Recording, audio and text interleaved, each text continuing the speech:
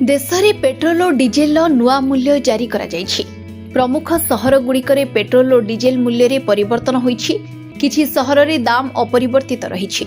आज भुवनेश्वर में पेट्रोल दर 101 टंका 11 पैसा रहिथिबा बेले डीजेल दाम प्रति लिटर पिछा 92 टंका 69 पैसा रहिछि। दिल्ली रे पेट्रोल लिटर पिछा 94 टंका 77 पैसा और डीजेल दर 87 टंका 67 पैसा होईछि।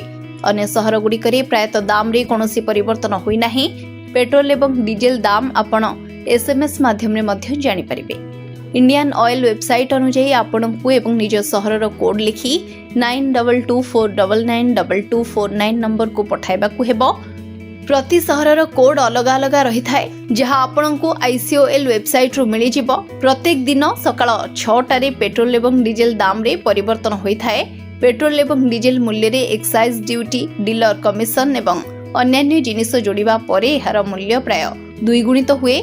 वैदेशिक मूल्य सह अंतर्जातीय बजार रे अशोधित मूल्य उपरे निर्भर करी पेट्रोल एवं डीजेल मूल्य प्रतिदिन बदली थाए। Bureau report, RCN Odia.